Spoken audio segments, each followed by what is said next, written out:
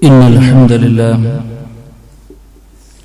نحمده ونستعينه ونستغفره ونؤمن به ونتوكل عليه ونعوذ بالله من شرور أنفسنا ومن سيئات أعمالنا من يهده الله فلا مضل له ومن يضلل فلا هادي له وأشهد أن لا إله إلا الله وحده لا شريك له وأشهد أن محمدا عبده ورسوله أرسله بالهدى ودين الحق ليظهره على الدين كله ولو كره المشركون اللهم صل على محمد وعلى آل محمد كما صليت على إبراهيم وعلى آل إبراهيم إنك حميد مجيد أما بعد فإن خير الكلام كلام الله وخير الهدي هدي محمد صلى الله عليه وسلم وشر الأمور محدثاتها وكل محدثة بدعة وكل بدعة ضلالة وكل ضلالة في النار أعوذ بالله من الشيطان الرجيم بسم الله الرحمن الرحيم يا أيها الذين آمنوا اتقوا الله حق تقاته ولا تموتن إلا وأنتم مسلمون يا أيها الذين آمنوا اتقوا الله وقولوا قولا سديدا يصلح لكم أعمالكم ويغفر لكم ذنوبكم ومن يطع الله ورسوله فقد فاز فوزا عظيما يا أيها الناس اتقوا ربكم الذي خلقكم من نفس واحدة وخلق منها زوجها وبث منهما رجالا كثيرا ونساء واتقوا الله الذي تساءلون به والأرحام إن الله كان عليكم رقيبا بسم الله الرحمن الرحيم يا أيها الذين آمنوا اتقوا الله ولتنظر نفس ما قدمت لغد واتقوا الله إن الله خبير بما تعملون رب اشرح لي صدري ويسر لي أمري واحلل عقدة من لساني يفقهوا قولي സ്നേഹധരണീയരായ സത്യവിശ്വാസികളെ വിശ്വാസിനികളെ സർവ്വലോകരക്ഷിതാവായ റഹ്മാനായ റബ്ബിന്റെ ആജ്ഞകളും നിർദ്ദേശങ്ങളും ജീവിതത്തിന്റെ മുഴുവൻ മേഖലകളിലും കഴിവിന്റെ പരമാവധി പുലർത്തിയും പാലിച്ചും അള്ളാഹുവിന് ഇഷ്ടപ്പെട്ട രൂപത്തിൽ ജീവിക്കുവാനും ഈമാൻ കെട്ടി മരിക്കുവാനും നിരന്തരമായ ശ്രദ്ധയും പ്രാർത്ഥനയും ഉണ്ടാകണമെന്ന് ആദ്യമായി സ്വന്തത്തോടും തുടർന്ന് നിങ്ങൾ ഓരോരുത്തരോടും ഓർമ്മപ്പെടുത്തുകയാണ്, ഉപദേശിക്കുകയാണ്. റഹ്മാനായ റബ്ബ് അതിനുള്ള അപാരമായ തൗഫീഖ് നൽകുന്ന മഹാഭാഗ്യവാന്മാരിൽ ഭാഗ്യവതികളിൽ നമ്മെ എല്ലാവരെയും ഉൾപ്പെടുത്തി അനുഗ്രഹിക്കുമാറാകട്ടെ. സഹോദരങ്ങളെ, റജബ് ഇന്ന് പൂർത്തിയാവുകയാണ്. നാളെ ഇൻഷാ അല്ലാഹ് ശഅബാൻ 1 നമ്മൾ പ്രവേശിക്കുന്നു. ഒരു മാസം കൂടെ കഴിയുമ്പോൾ അള്ളാഹു വിശ്വാസികൾക്ക് നൽകുന്ന ഏറ്റവും വലിയ ഉന്നതമായ അള്ളാഹുവിന്റെ അതിഥിയായ വിശുദ്ധ റമളാൻ ഒരു പടിവാതിൽക്ക് എത്തി നിൽക്കുന്ന ഒരു സാഹചര്യത്തിലും സന്ദർഭത്തിലുമാണ് നമ്മളുള്ളത്. അതുകൊണ്ട് തന്നെ റജബിന്റെയും റമളാനിന്റെയും ഇടയിലുള്ള ശഅബാൻ എന്ന് പറയുന്ന മാസത്തെ എങ്ങനെയായിരുന്നു നമ്മുടെ മുൻഗാമികൾ നോക്കിക്കണ്ടത്, നമുക്ക് ആ ഒരു മാസം വരുമ്പോൾ പ്രത്യേകം എന്തെങ്കിലും ശ്രദ്ധിക്കാനുണ്ടോ എന്നതാണ് ഇന്നത്തെ ഒരു ഖുതുബയിൽ എന്നെയും നിങ്ങളുടെയും ശ്രദ്ധയിലേക്ക് കൊണ്ടുവരണമെന്ന് ആഗ്രഹിക്കുന്നത്.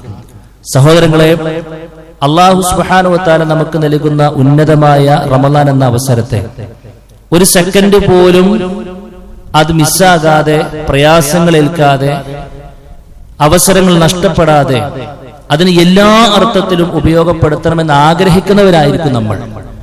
പക്ഷേ അതിന് ബോധപൂർവം നാം ചില സ്റ്റെപ്പുകൾ എടുക്കേണ്ടിയിരിക്കുന്നു.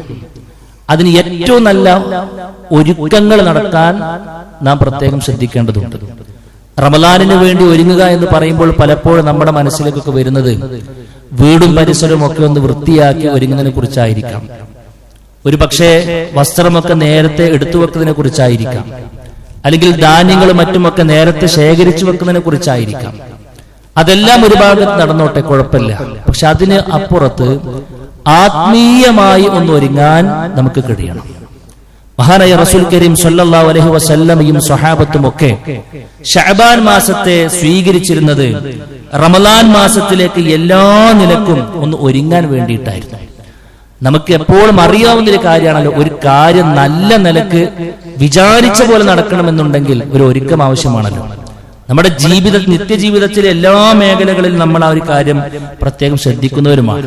അപ്പൊ നമ്മുടെ വീട്ടിൽ ഒരു കല്യാണം നടക്കുന്നു എന്ന് പറയുമ്പോൾ കല്യാണത്തിന്റെ തലേന്നല്ലല്ലോ ആരൊക്കെയാണ് വിളിക്കേണ്ടത്, എന്ത് വിഭവമാണ് നമ്മൾ ഒരുക്കേണ്ടത്, എങ്ങനെയൊക്കെ ആയിരിക്കണം എന്ന് നമ്മൾ തീരുമാനിക്കുന്ന അന്നത്തെ ദിവസമല്ല, മറിച്ച് എത്രയോ ആഴ്ചകൾക്ക് മുമ്പ് നമ്മൾ അതിന്റെ പ്ലാനിങ് തുടങ്ങും.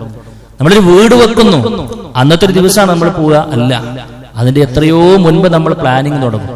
എന്നത് ഇതിനേക്കാൾ വളരെ ഗൗരവത്തിൽ വിശുദ്ധ റമളാൻ എന്ന അതിഥിയെ സ്വീകരിക്കുന്നതിന്റെ പ്ലാനിങ്ങുകളും മറ്റുമൊക്കെ ഒരു മാസം മുമ്പ് തന്നെ നമ്മുടെ മുൻഗാമികൾ ശ്രദ്ധിച്ചിരുന്നു എന്നാണ് നമുക്ക് കാണാൻ കഴിയുന്നത്. മഹാനായ റസൂൽ കരീം സല്ലല്ലാഹു അലൈഹി വസല്ലമയുടെ ശഅബാൻ എങ്ങനെയായിരുന്നു എന്ന് അവിടുത്തെ ചൂടുമറിയുന്ന നമ്മുടെ ഉമ്മ ആയിഷ റളിയല്ലാഹു അൻഹ പറയുന്നുണ്ട്. കാന റസൂലുള്ളാഹി സ്വല്ലല്ലാഹു അലൈഹി വസല്ലം യസൂമു ഹത്താ നഖൂല ലാ യുഫ്തിറു വയുഫ്തിറു ഹത്താ നഖൂല ലാ യസൂമു വമാ റഅയ്തു റസൂലല്ലാഹി സ്വല്ലല്ലാഹു അലൈഹി വസല്ലം ഇസ്തഖ്മല സിയാമ ശഹ്രിൻ ഖത്തു ഇല്ലാ റമളാന വമാ റഅയ്തുഹു അക്സറ സിയാമൻ മിൻഹു ഫീ ശഅബാൻ. പ്രവാചകൻ സല്ലല്ലാഹു അലൈഹി വസല്ലമയുടെ ശഅബാനെ കുറിച്ച് ഉമ്മ പറയാണ്, അള്ളാഹുവിന്റെ റസൂൽ ഒരു മാസം പരിപൂർണമായിക്കൊണ്ട് നോമ്പ് നോറ്റതായിക്കൊണ്ട് ഞങ്ങൾ കണ്ടത് റമളാനിലായിരുന്നു. എന്നാൽ റമളാൻ ഇങ്ങോട്ട് മാറ്റി നിർത്തിയാൽ ബാക്കിയുള്ള മാസങ്ങൾ വെച്ച് നോക്കുമ്പോൾ അള്ളാഹുവിന്റെ റസൂൽ ഏറ്റവും കൂടുതൽ നോമ്പ് നോറ്റ് ഒരുങ്ങി തയ്യാറായിരുന്ന മാസം അത് ശഅബാൻ ആയിരുന്നു എന്ന് നമുക്ക് കാണാൻ കഴിയുമെന്നാണ്. പ്രവാചകന്റെ ഈ അതിശക്തമായ നോമ്പ് നോൽക്കുന്ന ഏർപ്പാട് കണ്ടപ്പോൾ മഹാനായ ഉസാമത്ത് ബിൻ സയ്യിദ് റളിയല്ലാഹു അൻഹു ചോദിക്കുന്നുണ്ട്, യാ റസൂലല്ലാഹ് ലം അറക തസൂമു മിൻ ശഹ്രിൻ മിനശ് ശുഹൂരി മാ തസൂമു മിന ശഅബാന. പ്രവാചകരെ, ശഅബാൻ മാസം വരുമ്പോൾ താങ്കൾ നോമ്പ് നോൽക്കുന്നതിനേക്കാൾ ഏറെ ശ്രദ്ധ മറ്റൊരു മാസത്തിൽ നോമ്പ് നോൽക്കാൻ ഞാൻ താങ്കളെ കണ്ടിട്ടില്ല എന്നാണ്. എന്താണ് അതിന്റെ പിന്നിലുള്ള കാരണം എന്ന് ചോദിക്കുമ്പോൾ അള്ളാഹുവിന്റെ റസൂൽ സ്വല്ലല്ലാഹു അലൈഹി വസല്ലം ആദ്യം പറഞ്ഞത് എന്താണെന്നറിയോ? ദാലിക ശഹ്റുൻ യഗ്ഫലുൻ നാസു അൻഹു. ആ ഒരു മാസത്തിന്റെ പ്രത്യേകത പൊതുവെ ആളുകൾ അശ്രദ്ധയിലാകുന്ന മാസമാണ്. അത് വലിയൊരു പോയിന്റാണ്. ആളുകൾ പൊതുവെ ജനങ്ങൾ പൊതുവെ അശ്രദ്ധയിലായി പോകുന്ന മാസം. കാരണം എന്താ? തൊട്ട് മുമ്പുള്ള മാസം റജബാണ്. റജബിൽ പവിത്രതയുണ്ട്, പവിത്രമാക്കപ്പെട്ട മാസം എന്ന് പറയുമ്പോൾ അതിൽ കുറച്ചുകൂടി ശ്രദ്ധിക്കും. ഇനി റമളാനാണല്ലോ വരാനുള്ളത്, അപ്പൊ ആക്കാം എന്ന് പറഞ്ഞ് പലതും ആരാധനകളിൽ നിന്നും പലപ്പോഴും മാറ്റിവെക്കുകയോ അല്ലെങ്കിൽ അത് റമളാനിലേക്ക് ആക്കാം എന്ന് മാറ്റിത്തിരുത്തുകയോ ചെയ്യുന്ന ഒരു സമയമാണ്. ഇതിന്റെ ഇടയിലുള്ള മാസം പ്രത്യേകം പുണ്യൊന്നും കൽപ്പിക്കപ്പെട്ടിട്ടില്ലല്ലോ എന്ന നിലയ്ക്ക് ആളുകൾ എന്താകും? അതിന് തൊട്ട് അശ്രദ്ധരാകും. ദുനിയാവിന്റെ പിന്നാലെ പോകുന്ന ഒരു ടെൻഡൻസി കൂടുതലായി കൊണ്ടുവരും. അപ്പൊ ജനങ്ങൾ പൊതുവെ അശ്രദ്ധയിലാകുന്ന സമയം, സന്ദർഭം ഏതാണോ അവിടെ നമ്മളൊന്ന് ശരിക്കൊന്ന് ഉയർത്തെഴുന്നേറ്റ് ഇബാദത്തിലേക്ക് സജീവമാകുന്നുണ്ടെങ്കിൽ അതിന് കൂടുതൽ കൂലി കിട്ടുമെന്നതാണ് ഇസ്ലാമിന്റെ ബേസിക് കൺസെപ്റ്റ്, ഒരു അടിസ്ഥാന തത്വം എന്ന് പറഞ്ഞാൽ അതാണ്. ഇപ്പൊ നോക്കൂ നിങ്ങൾ, അള്ളാഹുവിന്റെ റസൂൽ സ്വല്ലല്ലാഹു അലൈഹി വസല്ലം ഫർള് നമസ്കാരങ്ങൾക്ക് ശേഷം സുന്നത്തിന്റെ കൂട്ടത്തിൽ ഏറ്റവും കൂടുതൽ കൂലി നിശ്ചയിക്കപ്പെട്ട നമസ്കാരം ഏതാ? നമുക്കറിയാം, രാത്രി നമസ്കാരമാണ് അല്ലെ. അഫ്ളു സ്വലാത്തി ബഅദൽ മഫ്റൂളത്തി സ്വലാത്തുൻ ഫീ ജൗഫിൽ ലൈൽ. സ്വർഗം വേണോ നിനക്ക്? രാത്രി നമസ്കരിക്കണം. വന്നാസു നിയാം. ജനങ്ങളൊക്കെ പൊതുവെ ഉറങ്ങിക്കൊണ്ടിരിക്കുന്ന സമയത്ത് നീ എണീറ്റ് അള്ളാഹുവിനോട് ചോദിക്കുന്നുവെങ്കിൽ അതിന് ബാക്കിയുള്ള സുന്നത്തുകളെ പോലെയല്ല, ഒരൽപ്പം കൂടുതൽ പ്രതിഫലം കിട്ടുമെന്നാണ്. ഏത് കാര്യങ്ങളും അങ്ങനെയാണ്. സുബഹിന്റെ മുമ്പ് 2 റക്അത്തിന് സുഹൃത്തുക്കളെ, എന്തിനൊണ്ടാണ് ബാക്കിയുള്ള റവാത്തി നമസ്കാരത്തേക്കാൾ ഏറെ കൂലി കിട്ടുന്ന കാര്യം? ളുഹറിന് മുൻപ് 4 റക്അത്ത് നിസ്കരിക്കുന്നുണ്ട്, പക്ഷെ അതിനേക്കാൾ ലോലമായി വളരെ സിമ്പിളായി നിസ്കരിക്കാൻ വേണ്ടി പറഞ്ഞതാണ് സുബഹിന്റെ മുമ്പ് 2 റക്അത്ത്. പക്ഷെ ആ 4 നിസ്കരിച്ചതിനേക്കാൾ കൂലി 2 റക്അത്തിനാണ്. എന്തേ? ളുഹറിന് മുൻപ് 4 ഒരുപക്ഷെ നിർവഹിക്കാൻ പൊതുവെ എല്ലാവർക്കും കഴിയും, അതിന് വലിയ റിസ്ക് ഒന്നുമില്ല. മഗ്രിബാണെങ്കിൽ പറയും വേണ്ട, വലിയ റിസ്ക് ഇല്ല. പക്ഷെ സുബഹി ആളുകൾ അശ്രദ്ധയിലാകുന്ന സമയത്ത് എനിക്കതിന്റെ കൂലി കിട്ടിയേ പറ്റൂ എന്നൊരാൾ തീരുമാനിക്കുമ്പോൾ സഹോദര, അവൻക്ക് പ്രതിഫലം കൂടുമെന്ന് അള്ളാഹുവിന്റെ റസൂൽ സ്വല്ലല്ലാഹു അലൈഹി വസല്ലം വീണ്ടും പറഞ്ഞു. ഫിത്നകൾ അധികരിപ്പിക്കുന്ന സമയം, ആളുകളൊക്കെ ദീനിൽ നിന്നും ഒന്നൊന്നായി ഒഴിഞ്ഞ് അപരിചിതമാകുന്ന അവസ്ഥയിലേക്ക് ദീന് മാറുമെന്ന അല്ലെ? നിസ്കരിക്കണ കാണുക, പിന്നെ മതമൂല്യങ്ങള് ശരിക്കും കൊണ്ടു നടക്കുമ്പോ ആളുകളൊക്കെ പ്രാകൃതനായിക്കൊണ്ട് വിലയിരുത്തുന്ന കാലഘട്ടത്തിലൂടെ പോകുമ്പോ അതൊന്നും വകവെക്കാതെ ശരിക്കും ഫിത്നയുടെ കാലഘട്ടത്തിലും ദീനിനെ മുറുകെ പിടിക്കുന്നവനെ കുറിച്ച് അല്ലാഹു റസൂൽ പറഞ്ഞത് എന്താണെന്നറിയോ? അൽ ഇബാദത്തു ഫിൽ ഹർജി കഹിജ്റതി ഇലയ്യ. പ്രതിസന്ധിയും ഫിത്നകളും ഒക്കെ അധികരിക്കുന്ന സമയത്തും ഒരു മനുഷ്യൻ അള്ളാഹ്ക്ക് വേണ്ടിയിട്ട് ഇബാദത്ത് ചെയ്യുന്നുണ്ടെങ്കിൽ അവന്റെ കൂലി എന്നിലേക്ക് ഹിജറ വന്നവനെ പോലെയാണെന്ന് റസൂൽ കരീം സ്വല്ലല്ലാഹു അലൈഹി വസല്ലം പറയുന്നുണ്ടെങ്കിൽ സുബഹിക്കും അസറിനും ബാക്കിയുള്ള നിസ്കാരത്തെക്കാൾ ഏറെ കൂലി സ്വർഗം കിട്ടിയിരിക്കും എന്ന് വളരെ ഗൗരവത്തിൽ ഇസ്ലാം പഠിപ്പിച്ചത് എന്തുകൊണ്ടാണെന്നറിയോ? അതൊന്നും ചെയ്യാൻ പൊതുവെ ആളുകൾക്ക് കഴിയാറില്ല എന്നതാണ്. അതുകൊണ്ട് പൊതുവെ ആളുകൾ അശ്രദ്ധമായി പോകുന്ന ഏത് സമയത്ത് നമ്മളൊന്ന് ഇബാദത്തിന് കൂടുതൽ ശ്രദ്ധിക്കുന്നുണ്ടെങ്കിൽ അതിന് കൂലി കൂടുമെന്നാണ്.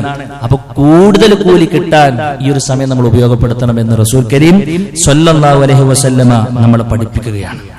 രണ്ടാമത്തെ ഒരു കാരണം എന്താണെന്നറിയോ സുഹൃത്തുക്കളെ? ഒരു വർഷത്തിലെ മുഴുവൻ നമ്മുടെ സൽക്കർമ്മങ്ങളും അള്ളാഹു പരിശോധനയ്ക്ക് വിധേയമാക്കുന്ന സമയമാണ് പിന്നെ ശഅബാൻ മാസം എന്ന് പറയുന്നത്. എല്ലാ ദിവസത്തിലും നടക്കുന്നുണ്ട്. രാവിലെ പിന്നെ രാത്രി ആകുന്നതിന് മുൻപ് രാവിലെ നമ്മൾ ചെയ്ത കർമ്മങ്ങൾ അള്ളാഹു പരിശോധനയ്ക്ക് വിധേയമാക്കുന്നുണ്ട്. ആഴ്ച 2 ദിവസം നടക്കുന്നുണ്ട്, തിങ്കളും അതേപോലെ തന്നെ വ്യാഴവും, അല്ലെ? വർഷത്തിലൊരിക്കൽ നടക്കുന്ന സംഗതിയെ കുറിച്ചാണ് ഈ പറയുന്നത്. വർഷത്തിലൊരിക്കൽ ഈ മാസം വന്നു കഴിഞ്ഞാൽ എല്ലാ ദിവസവും നമ്മുടെ കർമ്മങ്ങൾ അല്ലാഹു സുബ്ഹാനഹു വ തആലയിലേക്ക് കയറി പോകുമെന്ന് റസൂൽ കരീം സ്വല്ലല്ലാഹു അലൈഹി വസല്ലം പറയാണ്. തുർഫഉ ഫീഹി അഅമാലുൽ ഇബാദി. അടിമകളുടെ സൽക്കർമ്മങ്ങൾ റഹ്മാനായ റബ്ബിലേക്ക് കയറി പോകുന്നു. ഫഉഹിബ്ബു അൻ ലാ യുർഫഅ അമലി ഇല്ലാ വഅന സായിം. അതുകൊണ്ട് ഞാൻ ഇഷ്ടപ്പെടുന്നത് എന്റെ കർമ്മങ്ങൾ റബ്ബ് പരിശോധനയ്ക്ക് വിധേയമാക്കുമ്പോൾ ഞാനൊരു നോമ്പുകാരനാകാനാണ് ഞാൻ ആഗ്രഹിക്കുന്നത്. എന്താ അങ്ങനെ പറയാനുള്ള കാരണം? കാരണം ഏത് കർമ്മങ്ങളുടെ കൂടെ നോമ്പുണ്ടോ ആ കർമ്മങ്ങളുടെ സ്വീകാര്യത വർദ്ധിക്കും. നോമ്പുകാരനായ ഒരു നിസ്കാരം നോമ്പുകാരനല്ലാത്ത നിസ്കാരം തമ്മിൽ നല്ല വ്യത്യാസമുണ്ട്. നോമ്പ് കൂടെ എടുത്തിട്ട് ഒരു കാര്യം നിർവഹിക്കുന്നതും നോമ്പ് എടുക്കാതെ മറ്റൊരു കാര്യം നിർവഹിക്കുന്ന നല്ല വ്യത്യാസമുണ്ട്. അതുകൊണ്ടാണ് അള്ളാഹുവിന്റെ റസൂൽ സ്വല്ലല്ലാഹു അലൈഹി വസല്ലമ നോമ്പിന് അത്രയേറെ മുൻഗണന കൊടുത്തത് നമുക്ക് കാണാൻ കഴിയും. മഹാനായ റസൂൽ കരീം സ്വല്ലല്ലാഹു അലൈഹി വസല്ലമ വീണ്ടും പറഞ്ഞത് എന്താണെന്നറിയോ? ശാരീരികവും മാനസികവുമായ നല്ലൊരു മുന്നൊരുക്കത്തിനാണെന്ന്. ഈ മാസത്തെ അള്ളാഹ് പണ്ഡിതന്മാര് കണക്കാക്കിയത് റവാത്തിബ് നമസ്കാരങ്ങളെ പോലെയാണ്. എന്താ റവാത്തിബ് നമസ്കാരങ്ങളുടെ പ്രത്യേകത? ഫർളുകളിൽ വന്ന ന്യൂനതകൾക്കുള്ള പരിഹാരമാണ് റവാത്തിബ്, അല്ലെ? ഇപ്പൊ നമ്മള് പിന്നെ ഫർള് നമസ്കാരം ഇങ്ങനെ നിർവഹിക്കുകയാണ്, എന്തെല്ലാം ന്യൂനതകൾ ഉണ്ടാവും. ഇന്ത്യൻ കിടക്കുന്ന നമസ്കാരത്തിൽ എന്തെല്ലാം ന്യൂനതകൾ ഉണ്ടാവും, അല്ലെ? നാളെ ആദ്യമായി കൊണ്ട് നമ്മുടെ നമസ്കാരത്തെയാണ് വിചാരണക്കെടുക്കുക. വിചാരണക്കെടുക്കുമ്പോൾ നമ്മുടെ ഫർളുകൾ മാത്രം കൊണ്ട് പൊളിക്കാൻ തീരുമാനിച്ചു കഴിഞ്ഞ സുഹൃത്തുക്കൾ ന്യൂനതകളുടെ കൂമ്പാരമായിരിക്കും. അള്ളാഹു പുറത്തേരുമാറാകട്ടെ. പക്ഷെ അള്ളാഹ് നമുക്ക് തന്നൊരു ഓഫർ എന്താണെന്നറിയോ? ആ സമയത്ത് ന്യൂനതകൾ കാണുമ്പോൾ മലക്കുകളോട് പറയുമെന്നാണ്, ഈ മനുഷ്യർക്ക് സുന്നത്ത് നിസ്കാരങ്ങൾ എന്തെങ്കിലും ഉണ്ടോ എങ്കിൽ അതിങ്ങോട്ട് കൊണ്ടുപോവാ, എന്നിട്ടോ ഈ ന്യൂനതകൾ അതുകൂടെ പരിഹരിക്കപ്പെടുമെന്ന് റസൂൽ കരീം സ്വല്ലല്ലാഹു അലൈഹി വസല്ലം പറഞ്ഞു. ഇത് നിസ്കാരത്തെ മാത്രം ബാധിക്കുന്ന കാര്യമല്ല. ആ ഹദീസിന്റെ ബാക്കി നമുക്ക് കാണാൻ കഴിയും. ഇതുപോലെ ഫറലായ നോമ്പുകൾക്കുള്ള വന്നുപോയ വീഴ്ചകൾക്കുള്ള പരിഹാരമാണ് അതിന് തൊട്ട് മുൻപും ശേഷവുമുള്ള പിന്നെ നോമ്പുകൾ എന്ന് പറയുന്നത്. ശവ്വാൽ മാസം 6 നോമ്പിനെ കുറിച്ച് നമ്മൾ പറയൂലേ, ഇതിനുള്ള പരിഹാരമാണെന്ന്. അതുപോലെ തന്നെയാണ് സുഹൃത്തുക്കളെ അതിന് തൊട്ട് മുമ്പുള്ളത്. അപ്പൊ ഒരു നിർബന്ധമായ കർമ്മത്തിന് അപ്പുറവും ഇപ്പുറവും ചേർന്ന് നിൽക്കുന്ന നോമ്പുകൾ അതിനുള്ള പരിഹാരമാണെന്ന് റസൂൽ കരീം സ്വല്ലല്ലാഹു അലൈഹി വസല്ലം പറയാം. മാത്രമല്ല, നമ്മൾ റമദാൻ മാസത്തിലേക്ക് പ്രവേശിച്ചു കഴിഞ്ഞാൽ ഒരു നോമ്പ് മാത്രമാണോ ചെയ്യാ?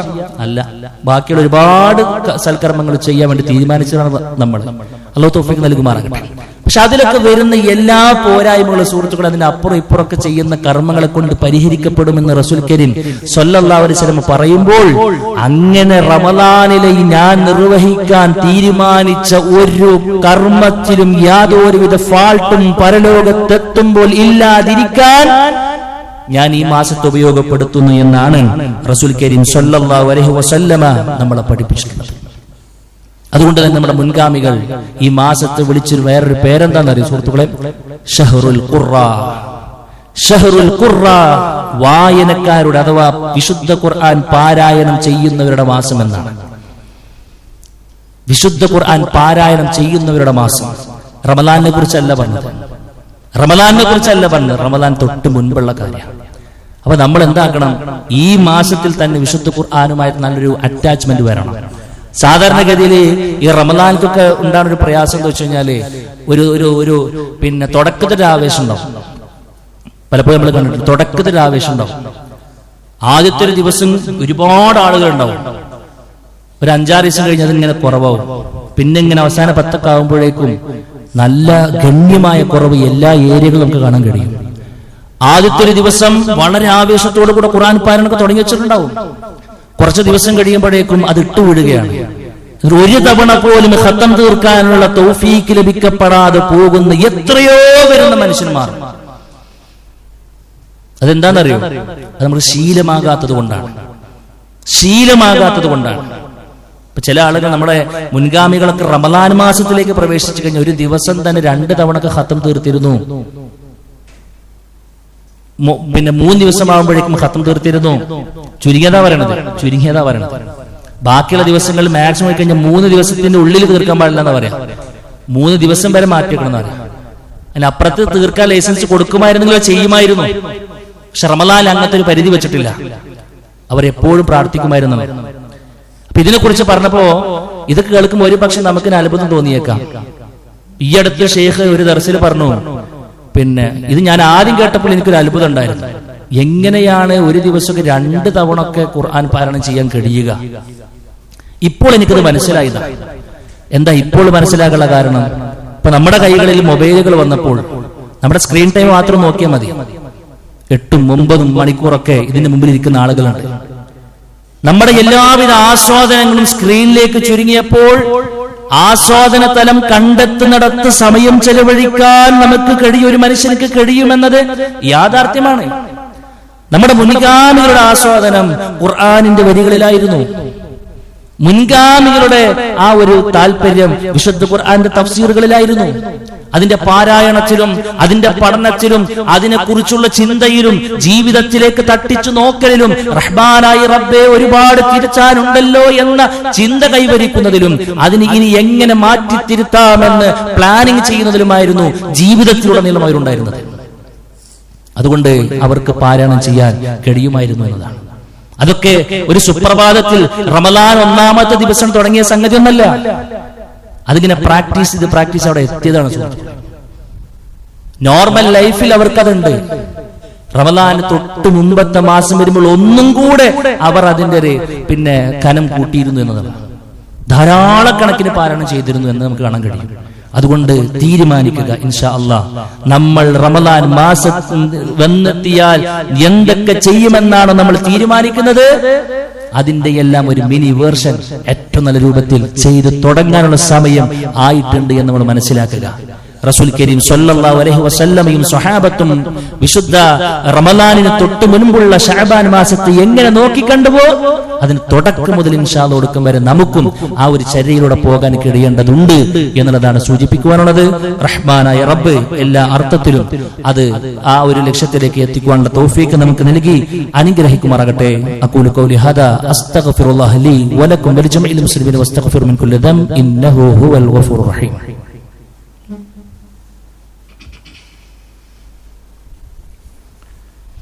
അൽഹംദുലില്ലാഹി വഹ്ദഹു വസ്സലാത്തു വസ്സലാമു അലാ മൻ ലാ നബിയ്യ ബഅദഹു. അല്ലാഹു സുബ്ഹാനഹു വ തആലയുടെ വിധികളും വിലക്കുകളും മാനിച്ചുകൊണ്ട് ജീവിക്കണമെന്ന് വീണ്ടും വീണ്ടും ഓർമ്മപ്പെടുത്തുന്നു. സുഹൃത്തുക്കളെ, ശഅബാൻ മാസത്തിന്റെ മറ്റൊരു പ്രധാനപ്പെട്ട പ്രത്യേകത എന്ന് പറയുന്നത് അല്ലാഹു സുബ്ഹാനഹു വ തആല അവന്റെ മുഴുവൻ അടിയാന്മാർക്കും പുറത്തു കൊടുക്കുന്ന ഒരു ദിവസം അതിലുണ്ട് എന്നതാണ്. മഹാനായ മുആദ് ഇബ്നു ജബൽ റളിയല്ലാഹു അൻഹു ഉദ്ധരിക്കുന്ന ഹദീസ് നമുക്ക് കാണാം. യത്തലിഉ അല്ലാഹു ഇലാ ജമീഇ ഖൽഖിഹി ലൈലത്തൻ നിസ്ഫി മിന ശഅബാൻ. ശഅബാൻ മാസത്തിന്റെ പകുതിയാകുമ്പോൾ അഥവാ 15ന്റെ തലേന്ന് ഫയഗ്ഫിറു ലിജമീഇ ഖൽഖിഹി, അല്ലാഹു സുബ്ഹാനഹു വ തആല അവന്റെ അടിയാന്മാരിലേക്ക് എത്തി നോക്കുമെന്നാണ്. ശഅബാൻ 15ന്റെ രാത്രിയിൽ പ്രവാചകൻ സല്ലല്ലാഹു അലൈഹി വസല്ലം പറയാ, അല്ലാഹു അവന്റെ അടിയാന്മാരിലേക്ക് എത്തി നോക്കും. എന്തിനെത്തുന്നു? ഫയഗ്ഫിറു ലിജമീഇ ഖൽഖിഹി, അവന്റെ എല്ലാ അടിമകൾക്കും അല്ലാഹു പുറത്തു കൊടുക്കും. രണ്ട് വിഭാഗത്തെ മാറ്റിവെച്ചു, അവർക്ക് പുറത്തു കൊടുക്കൂല. ഒന്നാമത് വിഭാഗാരെന്നറിയാം, ലിമുശ്രിക്കിൻ, അല്ലാഹുവിൽ പങ്കു ചേർത്ത ആൾക്കാർ.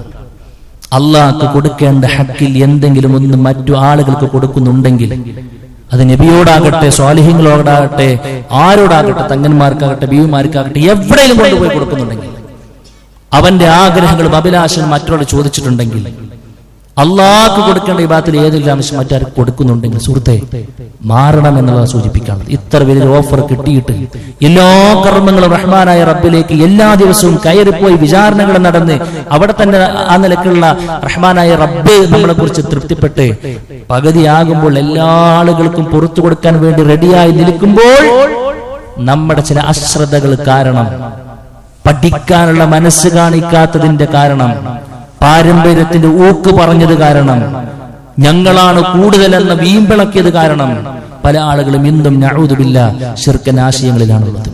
പഠിച്ചോളും സുഹൃത്തുക്കളെ, അവനവന്റെ ഖബർ ആലോചിച്ചുകൊണ്ട് ഞാൻ ഇപ്പോൾ ഒത്തി നിൽക്കുന്ന വിശ്വാസം അതിൽ വല്ല ശിർക്കും വന്നിട്ടുണ്ടോ എന്ന് ആത്മാർത്ഥമായി കൊണ്ട് തട്ടിച്ചു നോക്കിക്കളി.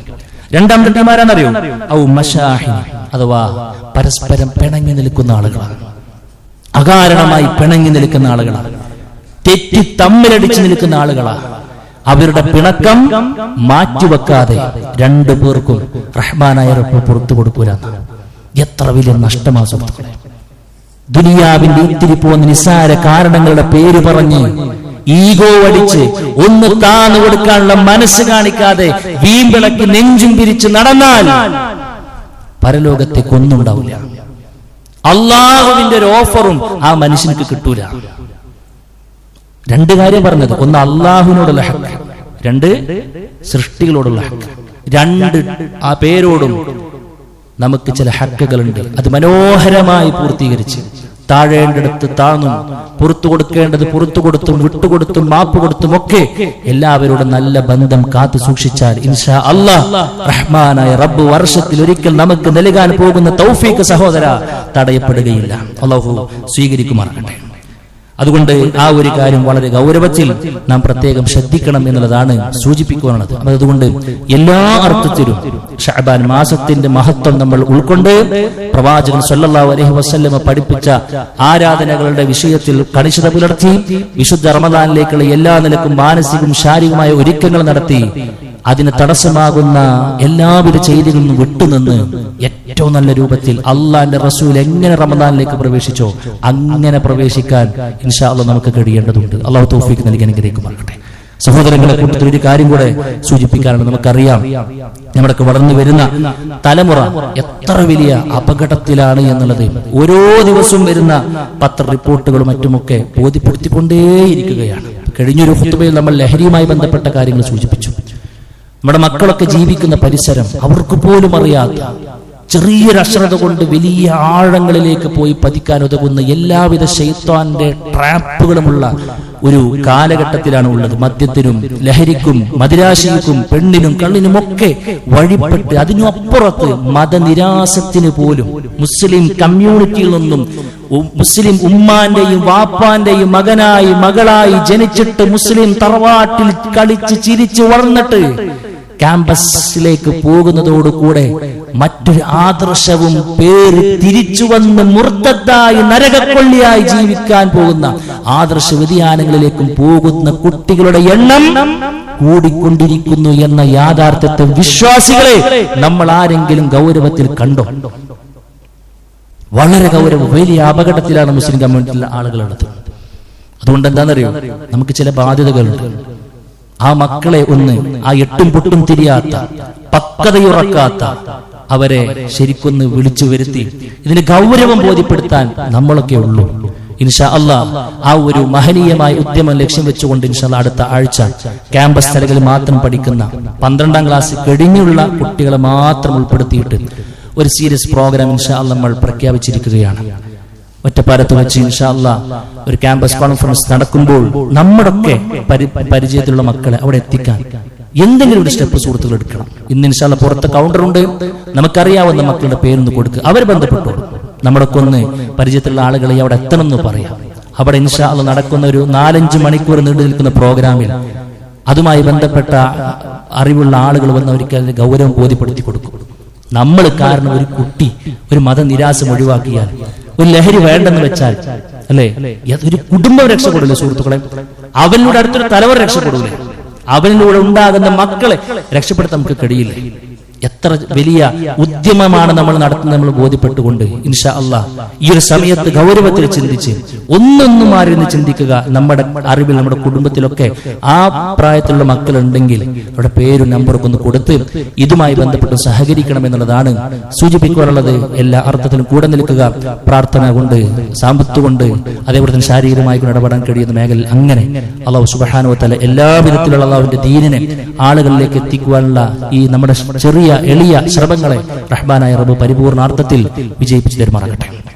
അല്ലാഹുവേ, അറിഞ്ഞും അറിയാതെയും വന്നു പോയിട്ടുള്ള ചെറുതും വലുതുമായ മുഴുവൻ തെറ്റുകളും കുറ്റങ്ങളും വിട്ടുപുറത്ത് മാപ്പാക്കി തരണമേ റഹ്മാനേ. അല്ലാഹുവേ, ഞങ്ങൾക്ക് മരണപ്പെട്ട ഞങ്ങളുടെ മാതാപിതാക്കൾ, കൂട്ടുകുടുംബക്കാർ, ആദർശ ബന്ധുക്കൾ എല്ലാവരുടെയും കവറുകൾ വിശാലമാക്കി കൊടുക്കണമേ റഹ്മാനേ. അല്ലാഹുവേ, ഞങ്ങളുടെ കൂട്ടത്തിൽ രോഗം കൊണ്ടും കടം കൊണ്ടും മറ്റു ശാരീരിക മാനസിക ബുദ്ധിമുട്ടുകൾ അനുഭവിക്കുന്ന ഒരുപാട് സുഹൃത്തുക്കൾ, ഒരുപാട് സഹോദരിമാർ, അല്ലാഹുവേ, അവരുടെ എല്ലാവിധ പ്രയാസങ്ങൾ അവരെക്കാൾ കൂടുതൽ അറിഞ്ഞുകൊണ്ടിരിക്കുന്ന നാഥ, അവരുടെ എല്ലാവിധ പ്രയാസങ്ങൾക്കും നീ അറുതി വരുത്തി കൊടുക്കണമേ റഹ്മാനേ. അല്ലാഹുവേ, ഞങ്ങളുടെ ഇണകളിൽ, മക്കളിൽ, കുടുംബത്തിൽ ഞങ്ങൾക്ക് നീ കൺകുളിർമ പ്രദാനം ചെയ്യണം റഹ്മാനേ. അല്ലാഹുവേ, മരണം വരെയും നിന്റെ ദീനിനെ പഠിക്കാനും മനസ്സിലാക്കാനും ജീവിതത്തിൽ പ്രാവർത്തികമാക്കാനും അറിയാത്തവർക്ക് എത്തിച്ചു കൊടുക്കാനുള്ള മഹത്തായ തൗഫീഖ് ഞങ്ങൾക്ക് നീ മരണം വരെ നിലനിർത്തി തരുമാറാകണമേ റഹ്മാനേ. അല്ലാഹുമ്മ ഗഫിർ ലിൽ മുഅ്മിനീന വൽ മുഅ്മിനാത്ത് വൽ മുസ്ലിമീന വൽ മുസ്ലിമാത്ത് വൽ അഹ്യാഇ മിൻഹും വൽ അംവാത്ത് ഇന്നക മുജീബുദ് ദഅവാതി യാ ഖാദിയൽ ഹാജാത്ത്. اللهم أجرنا من النار، اللهم أجرنا من النار، اللهم أجرنا من النار. ربنا تقبل منا إنك أنت السميع العليم وتب علينا إنك أنت التواب الرحيم. آمين آمين برحمتك يا أرحم الراحمين.